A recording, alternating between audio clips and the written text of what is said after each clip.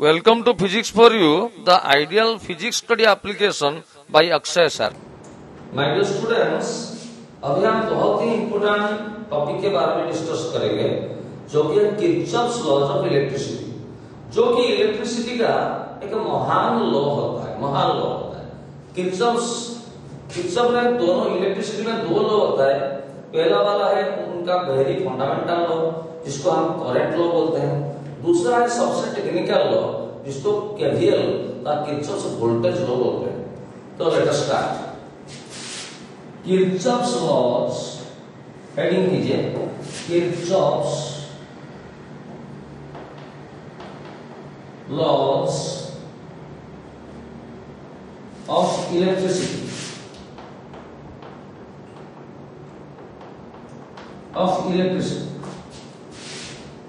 Underline कीजिए, ऐसा underline कीजिए। नंबर 1 में लिखिए किर्चॉफ्स फर्स्ट लॉ और इसको बोलते हैं Kirchhoff's current law. Kirchhoff's current law इसको केसीएल भी बोलते हैं, केसीएल किर्चॉफ्स करंट लॉ। ठीक है, अभी देखिए मैं क्या बता रहा हूं, आप देखिए कुछ मत लिखिए, पहले देखिए ये कोयर है, ये कोयर है, ये कोयर है, ये कोयर है। इस पॉइंट पर लगाएंगे, इस पॉइंट को हम बोलेंगे नोड या जंक्शन बोलेंगे। नोड, NODE, नोड या जंक्शन। इस वायर में ऐसे I1 करंट आ रहा है, इस वायर में ऐसे I2 करंट आ रहा है, इस वायर में ऐसे I3 करंट जा रहा है, इस वायर में ऐसे I4 करंट आ रहा है। तो किर्चॉफ्स फर्स्ट लॉ में आप मेंटली माइंड पे ऐसे रखेंगे कि total incoming current is equal to total outgoing current. ये आपको माइंड में रखना है, कुछ मत लिखिए। Total incoming current to a junction, जितना करंट आएगा is equal to total outgoing current from the junction. हम जानते हैं आइसोलेटेड सिस्टम का चार्ज हमेशा कंजर्व रहता है। चार्ज कंजर्व रहेगा तो करंट भी कंजर्व रहेगा, तो जितना इनकमिंग आएगा उतना आउटगोइंग जाएगा। इस पॉइंट में इट इंप्लाइज इनकम, ये जो पॉइंट को देखिए, ये क्या है, इनकमिंग करंट है, ये क्या है I4 इनकमिंग, ये क्या है इनकमिंग, और I3 क्या है, वो निकल जा रहा है आउटगोइंग। तो इनकमिंग क्या है I1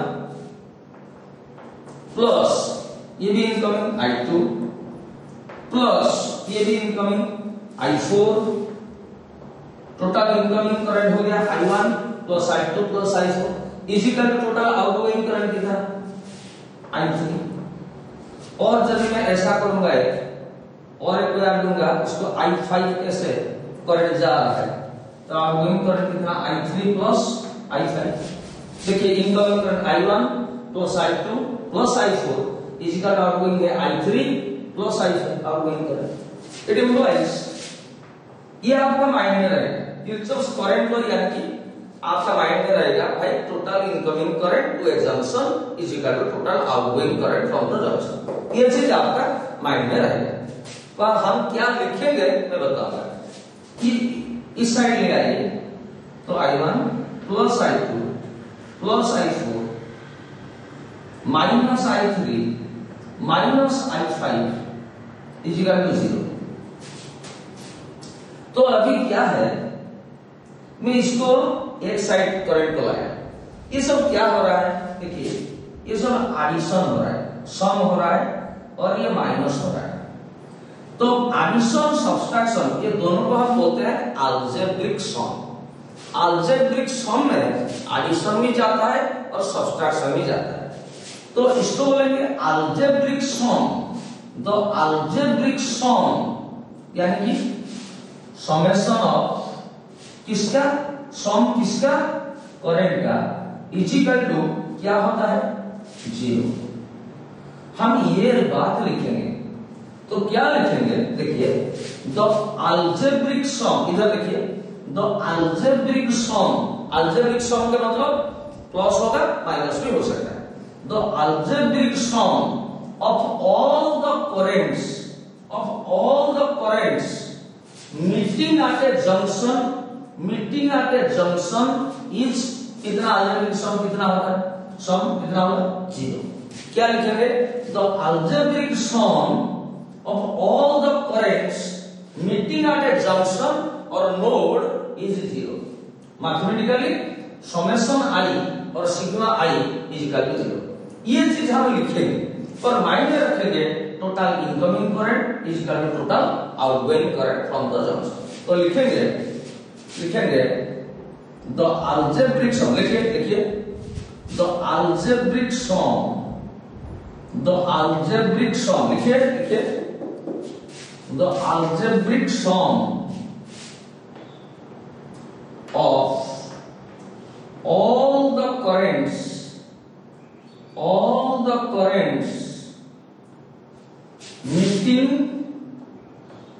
meeting at a junction,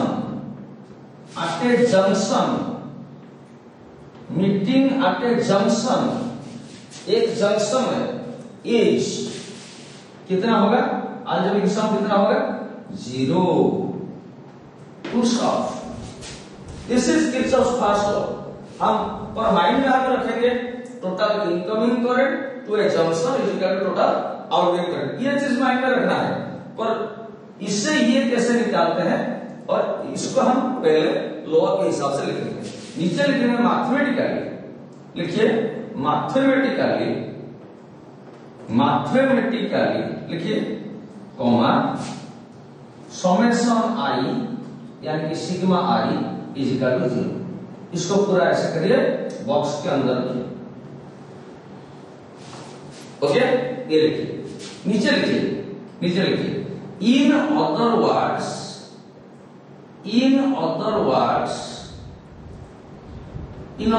का मतलब है और प्रकार में, लिखिए कॉमा टोटल इनकमिंग करंट, पूरा लिखिए total TOTL incoming current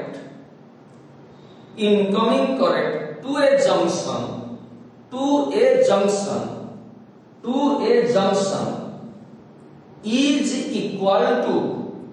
is equal to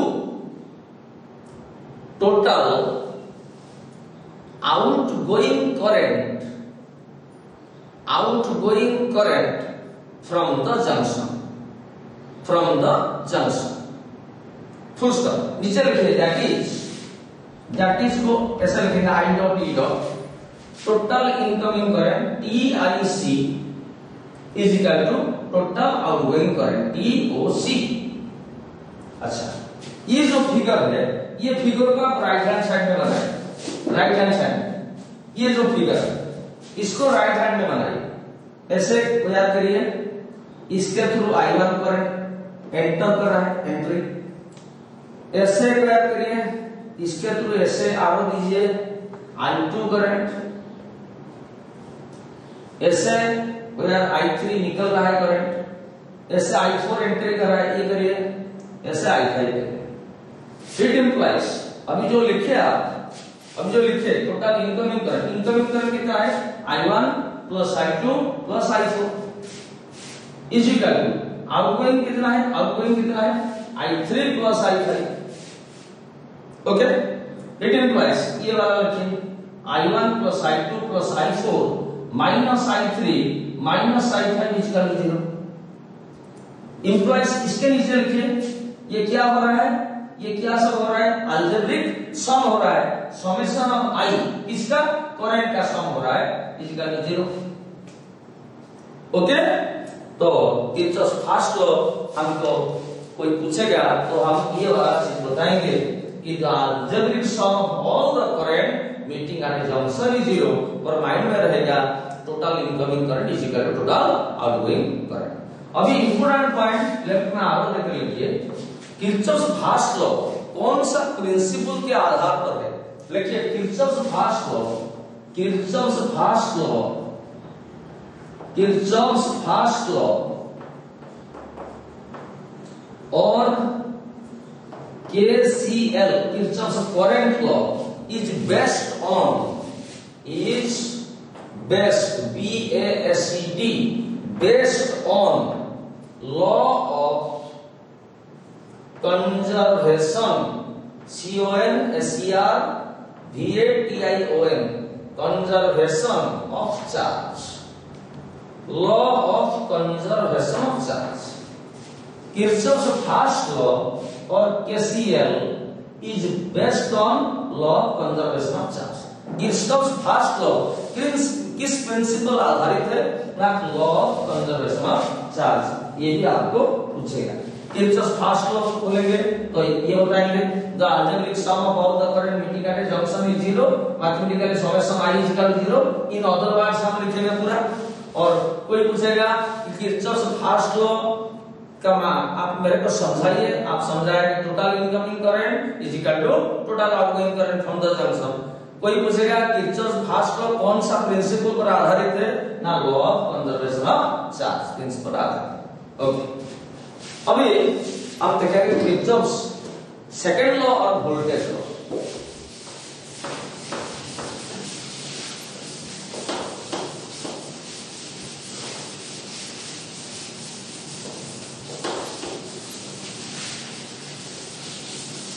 अभी हेडिंग कीजिए किरचॉफ्स सेकंड लॉ नंबर 2 लिखिए, किरचॉफ्स सेकंड लॉ और Kirchhoff's voltage law, voltage law KVL, ये बहुत ही इंपोर्टेंट लॉ है। किरचॉफ्स सेकंड लॉ और किरचॉफ्स वोल्टेज लॉ, इसको लूप लॉ भी कोई कह सकता है, इसको मेश लॉ भी कोई बताते हैं, लूप लॉ, मेश लॉ। ये केवीएल बहुत ही इंपोर्टेंट है। देखिए ये एक सेल है, सेल का एक ईएमएफ होता है। एवरी सेल बैटरी का एक ईएमएफ होता है। तो बैटरी दिखेंगे तो पोटेंशियल के जगह हम क्या बताएंगे, ईएमएफ। बैटरी का दोनों टर्मिनल के अंदर पोटेंशियल डिफरेंस को हम क्या बोलते हैं, ईएमएफ, जब सर्किट ओपन होता है। अच्छा, एक रेजिस्टर दिखेंगे, रेजिस्टर का कुछ रेजिस्टेंस होता है और करंट जा रहा है, तो यहां से यहां कितना पोटेंशियल डिफरेंस हुआ, V का भी ओम्स लॉ बता रहा है I। मैं जो बोल रहा हूं आप देखिए, बैटरी देखेंगे तो पोटेंशियल के जगह, वोल्टेज के जगह हम ईएमएफ बताएंगे। रेजिस्टर दिखेंगे तो पोटेंशियल के जगह हम आईआर बताएंगे। मैं आपको एक रूल बताता हूं, साइन कन्वेंशन। देखिए, आप कोई भी रास्ते में जा सकते हैं, आप इस रास्ते में जा सकते हैं, क्लॉकवाइज जा सकते हैं, आप एंटी क्लॉकवाइज भी जा सकते हैं। आप जिस रास्ते में जाएंगे, आप जिस रास्ते में जाएंगे, यदि बैटरी का पॉजिटिव टर्मिनल पहले आप देखेंगे तो पोटेंशियल की जगह प्लस ही लिखेंगे। आप जिस रास्ते जाएंगे, बैटरी का पॉजिटिव टर्मिनल लिखेंगे तो पोटेंशियल की जगह ई लिखेंगे। आप जिस रास्ते में जाएंगे, बैटरी का नेगेटिव टर्मिनल देखेंगे तो पोटेंशियल की जगह माइनस ई लिखेंगे। समझ गए? ठीक। अभी दूसरे बात, आप जिस रास्ते में जाएंगे, यदि करंट उस रास्ते में जा रहा है, करंट उस रास्ते में जा रहा है, तो पोटेंशियल की जगह आप आईआर लिखेंगे। आप जिस रास्ते में जा रहे हैं, करंट यदि उल्टा रास्ता में जा रहा है, पोटेंशियल की जगह माइनस आईआर लिखेंगे। ठीक है, देखिए और एक बार मैं बता रहा हूं, बैटरी दिखेंगे तो पोटेंशियल की जगह ई लिखेंगे, रेजिस्टर के देखेंगे तो पोटेंशियल की जगह या वोल्टेज की जगह आईआर लिखेंगे। आप जिस रास्ते जा रहे हैं, आप कोई भी रास्ता चूज कर सकते हैं। बैटरी का पॉजिटिव टर्मिनल आप देखेंगे तो पोटेंशियल की जगह ई लिखेंगे, और बैटरी का नेगेटिव टर्मिनल देखेंगे तो पोटेंशियल की जगह माइनस ई लिखेंगे। आप जिस रास्ते जा रहे हैं यदि करंट उस रास्ते जा रहा है रेजिस्टर भेटेंगे, पोटेंशियल की जगह आईआर लिखेंगे। आप जिस रास्ते जा रहे हैं करंट यदि उल्टा रास्ता में जाएगा पोटेंशियल की जगह माइनस आईआर लिखेंगे। समझ गए मेरे बात? ओके, ये आपका रॉ देखिए मैं जो बता रहा हूं आप देखिए, मैं एक सर्किट कर रहा हूं इंटीग्रेटेड सर्किट जिसमें बहुत सारे बैटरी हो, बहुत सारे रेजिस्टर हो। देखिए इधर एक बैटरी है, इधर एक रेजिस्टर है, थोड़ा जूम कीजिए भाई, इधर एक रेजिस्टर है, इधर एक बैटरी है, इधर एक रेजिस्टर है और इधर एक बैटरी है। देखिए इस बैटरी का कुछ ईएमएफ है E1, इस बैटरी का ईएमएफ है E2, इस बैटरी का ईएमएफ है E3। ये रेजिस्टर का रेजिस्टेंस R1, ये है R2, ये है R3। लेट अस से इस बैटरी से करंट निकल रहा है। आप मानिए कि यही बैटरी से करंट निकल, एक्चुअली करंट कहां से निकलेगा? करंट सबसे पावरफुल बैटरी जो होगा उससे करंट निकलेगा। लेट अस से ये पावरफुल बैटरी है और करंट ऐसे पॉजिटिव से नेगेटिव ऐसे सर्कुलेट करता है। करंट आई, इसमें कितना करंट आई, इसमें कितना करंट आई, इसमें कितना करंट आई, इसमें आई, इसमें आई। लेट अस से मैं एंटी क्लॉकवाइज ऐसे आपको वोल्टेज इक्वेशन एक लिखूंगा, एक पूरा लूप के लिए एक वोल्टेज इक्वेशन लिखूंगा। यहां से शुरू करूंगा, इसको मैं ए नाम दे रहा हूं, इसको बी, इसको सी, इसको डी नाम दे रहा हूं। ए बी सी डी ए मैं ऐसे लिख रहा हूं एंटी क्लॉकवाइज। मैं ऐसे भी लिख सकता हूं ए डी सी बी ए, ऐसे भी लिख सकता हूं, पर मैं ऐसे जा रहा हूं एंटी क्लॉकवाइज। मैं रुकिए देखिए अच्छी तरह, for the loop let us से ये लूप है A B C D A, A B C D A. देखिए हम ए से एंटी क्लॉकवाइज फिर ए को आ रहे हैं, हम ए से बी जा रहे हैं, हम जिधर जा रहे हैं देखिए करंट भी उधर जा रहा है, हम ए से बी जा रहे हैं, हम जिधर जा रहे हैं करंट भी उधर जा रहा है। तो रेजिस्टर देखेंगे तो पोटेंशियल की जगह लिखेंगे आई आर यानी कि आई आर थ्री पोटेंशियल की जगह। अच्छा मैं अभी बी से सी जा रहा हूं, अभी बी से तो जा रहा हूं, मैं बैटरी का कौन सा टर्मिनल देखा? नेगेटिव टर्मिनल, यानी कि पोटेंशियल की जगह मैं क्या लिखूंगा? माइनस ईएमएफ यानी कि E3। समझ गए?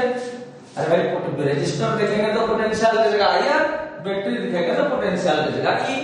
अच्छा फिर मैं इधर जा रहा हूं बी से सी, मैं जिधर जा रहा हूं देखिए करंट भी उधर जा रहा है कि नहीं? देखिए जा रहा है, तो रेजिस्टर बैटरी यानी कि प्लस, पोटेंशियल की जगह आई यानी कि IR2।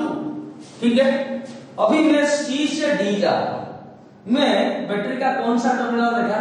पॉजिटिव प्लस, पोटेंशियल की जगह हम क्या लिखेंगे? बैटरी लिखेंगे तो E2 लिखेंगे क्योंकि पॉजिटिव टर्मिनल है। अभी मैं डी से ए आ रहा हूं, डी से इधर आऊंगा तो मैं जिधर जा रहा हूं करंट भी उधर आ रहा है और मैं रेजिस्टर लिखा तो प्लस दूंगा, पोटेंशियल की जगह IR यानी कि IR1। अच्छा मैं बैटरी का कौन सा टर्मिनल अभी देखा?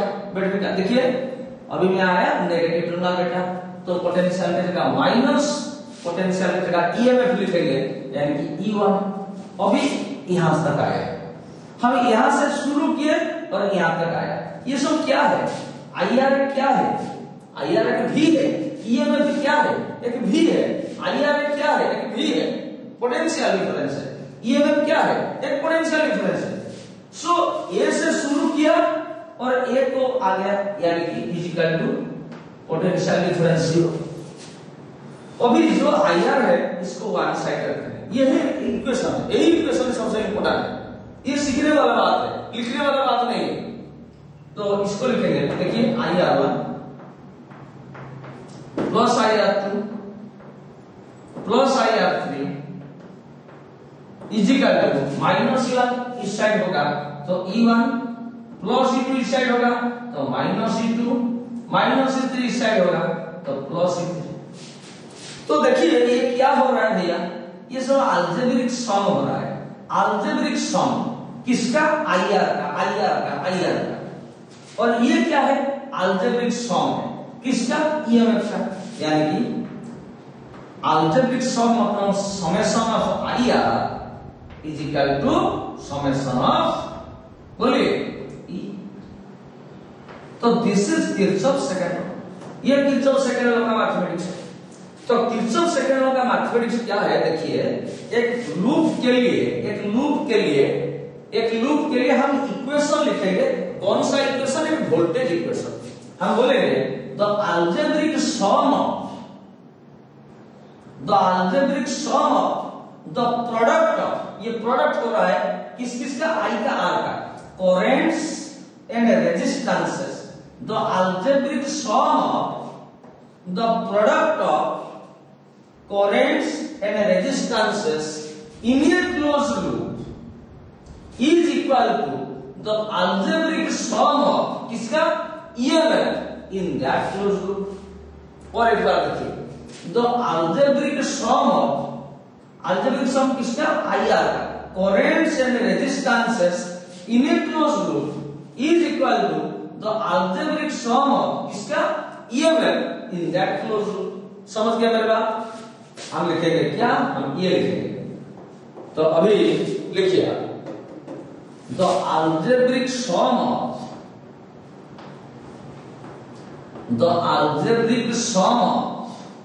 लिखिए the algebraic sum of the product of किस का प्रोडक्ट? देखिए इधर दिखाइए, किस का प्रोडक्ट? करंट का, रेजिस्टेंस का। करंट का I R, I into R, product हो रहा है, product of currents and resistances in a closed loop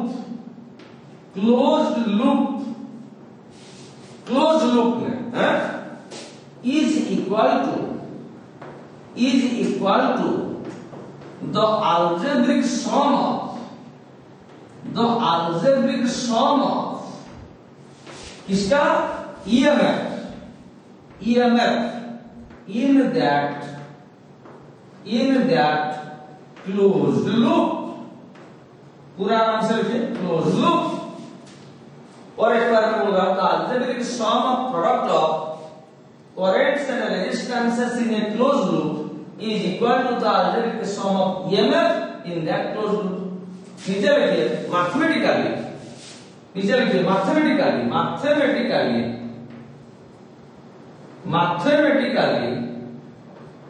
comma दीजिए, लिखिए समेशन आई आर। कैसे लिखेंगे? Summation I R is equal to summation E. Box के अंदर रखिए, देखिए इधर दिखाइए, summation I R is equal to summation E. Okay, ये कैसे हो रहा है? अभी ये फिगर बनाइए, ये सर्किट बनाइए, ये सर्किट बनाइए।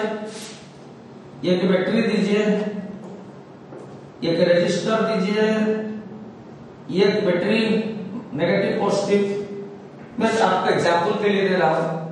एक रेजिस्टर, ये बैटरी पॉजिटिव नेगेटिव, ये रेजिस्टर, ठीक है। अभी लेट अस से ये पावरफुल बैटरी है, तो इससे करंट निकलेगा आई। ऐसे करिए, आई, इसके थ्रू भी आई, इसके थ्रू भी आई, इसके थ्रू भी करंट आई, इसके थ्रू भी कितना करंट जाएगा? आई, इसके थ्रू भी आई। ऐसे करंट डिस्ट्रीब्यूशन। इसको R1, R2, R3, E1, E2, E3 दे दीजिए। अभी हम कैसे लिखेंगे? एंटी क्लॉकवाइज लिखेंगे। हम ए से एंटी क्लॉकवाइज ए तक जाएंगे। लिखिए फॉर द लूप, लिखिए फिगर बना दिए राइट हैंड साइड में। अब लिखिए for the loop A B C D A, for the loop A B C D A comma. देखिए अभी देखिए, हम ए से बी जा रहे हैं। देखिए ए से बी जा रहे हैं, तो हम जिधर जा रहे हैं करंट भी उसी दिशा में जा रहा है। तो रेजिस्टर लिखेंगे तो पोटेंशियल डिफरेंस का क्या लिखेंगे आई आर, यानी कि आई आर थ्री। देखिए आई आर थ्री देखिए। अच्छा अभी आप यहां से यहां जाइए, बैटरी का नेगेटिव टर्मिनल देख रहे हैं तो माइनस, पोटेंशियल डिफरेंस की जगह माइनस E3। समझ गए? ये पूरा लिख लीजिए, इसका तो जीरो, ये लाइन पूरा लिख लीजिए। इम्प्लॉइज ये लाइन लिख लीजिए, ये आप टू है, ये लाइन इम्प्लॉइज ये लाइन लिख लीजिए, ये line summation I R is equal to summation E. यही है किरचॉफ सेकंड लॉ। ये इक्वेशन सबसे इंपॉर्टेंट है। अभी ये Kirchhoff second law, voltage law of conservation of energy principle के ऊपर आधारित है। अभी इंपॉर्टेंट पॉइंट लिखिए, लेफ्ट में आरो दीजिए, नीचे लेफ्ट में आरो। Kirchhoff second law, Kirchhoff second law और KVL, Kirchhoff voltage law is based on BASCD, based on law of conservation of energy। जैसे किरचॉफ फर्स्ट लॉ, जैसे Kirchhoff first law of conservation charge principle पर आधारित है, Kirchhoff second law of conservation of energy principle पर आधारित। ये आपका rough करके इसको लिख लीजिए। ये बात बैटरी लिखेंगे तो पोटेंशियल की जगह EMF लिखेंगे और रेजिस्टर लिखेंगे तो पोटेंशियल की जगह IR लिखेंगे। ओके, ये दिखाइए, रफ स्क्वायर की जगह लिख दीजिए।